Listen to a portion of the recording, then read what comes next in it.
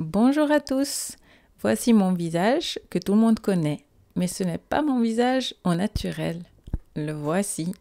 Pas terrible, hein? J'ai quand même pas mal de trucs à corriger, mais je vais vous montrer comment on peut arriver à ceci avec pas mal de choses à faire, mais c'est assez simple, donc vous pouvez l'adapter à votre propre visage. Pour commencer, il faut bien hydrater votre peau.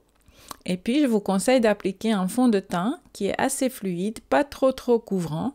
J'aime bien celui-ci de Bourjois, car on peut vraiment l'appliquer avec les doigts et bien le masser dans la peau, comme si c'était une crème hydratante en fait.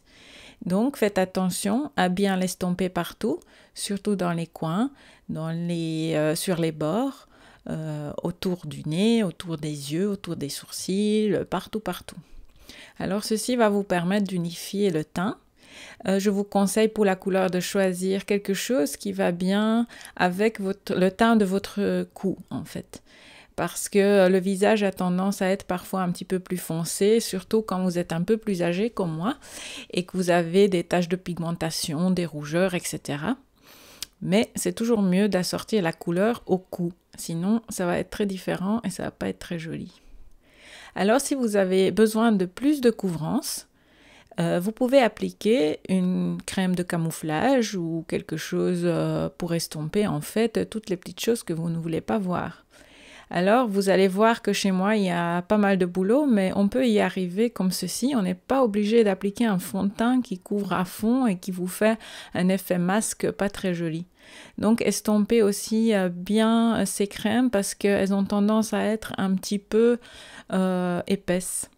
Alors j'ai appliqué une couleur légèrement saumon, légèrement rosée autour des yeux pour contrecarrer le bleu-vert qui apparaît à travers la peau. Et puis ailleurs, j'applique une couleur qui est assez proche de ma peau pour estomper tout ce qui est rougeur, petits boutons, etc. Alors vous allez voir qu'on peut y arriver sans appliquer trop de produits partout. Surtout quand vous avez la peau qui vieillit un peu, il y a des petites ridules qui apparaissent, etc. Il vaut mieux ne pas appliquer des produits en trop grosses couches parce que ça va vous accentuer en fait les ridules et ça ne va pas être très joli.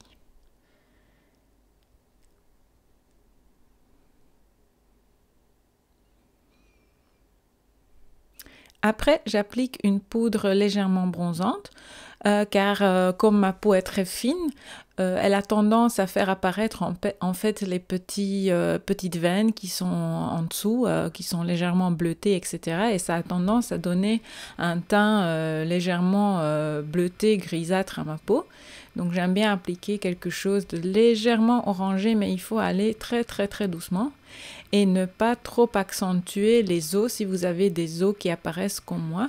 Donc un visage assez osseux, il faut faire attention à bien estomper ces endroits et ne pas avoir des lignes trop marquées. Car cela peut vous faire un visage, une tête de mort, quoi. Et puis j'aime bien appliquer la même chose en dessous des oreilles, vers le cou, en fait vers le milieu, comme ceci, bien estompé partout. Car c'est souvent ici qu'on voit la démarcation entre le visage et le cou. Et si vous ne faites pas ceci et que vous avez appliqué une poudre bronzante sur le visage, ça peut vraiment faire une différence entre les deux et ce n'est pas très joli. Voilà, en plus, si vous appliquez une poudre un peu plus foncée ici, ça va vous amincir le cou.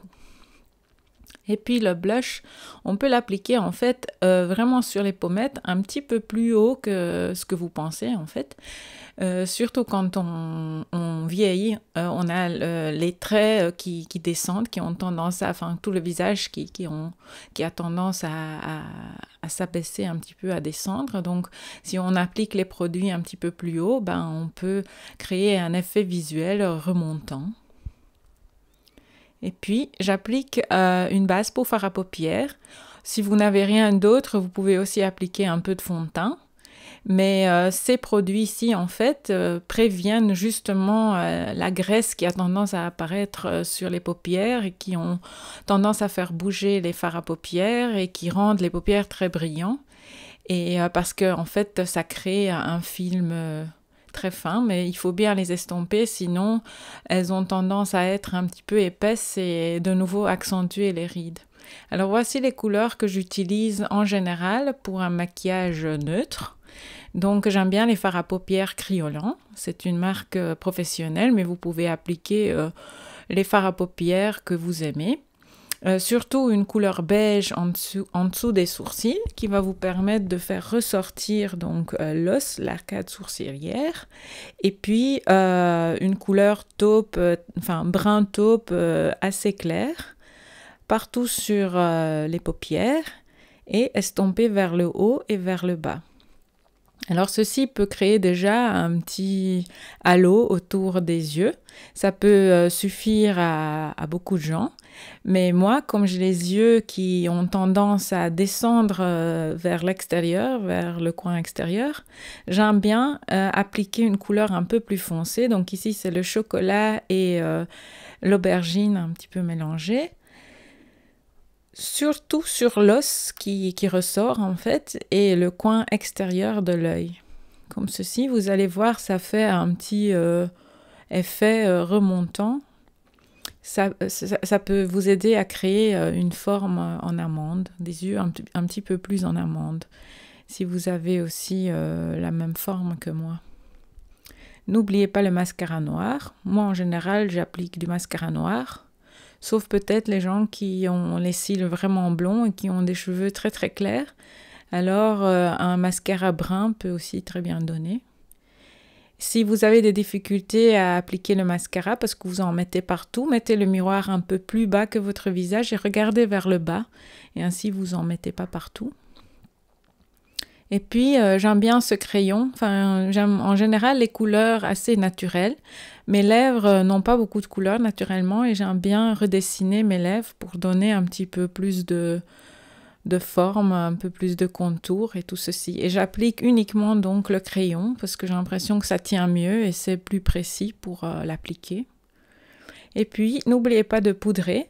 Là où ça brille trop, surtout au centre du visage, car ça peut créer un effet de gras ou de transpiration. Voilà, sinon je ne poudre pas beaucoup ailleurs parce que ça aussi a tendance à accentuer les rides et ça fait un effet pas très joli sur la peau, surtout au naturel, enfin dans la vraie vie, quand c'est très poudré, ça peut être très très moche, ça crée une texture très moche. Et aussi ça dessèche un petit peu la peau, donc je n'aime pas trop. Et alors pour les sourcils, si vous avez des sourcils pas très bien dessinés comme moi, ben vous pouvez appliquer des produits comme ces Aqua Brow de chez Make Up For Ever qui tiennent assez bien toute la journée. C'est des espèces de crème, mais je n'ai pas la bonne couleur donc j'ai mélangé deux.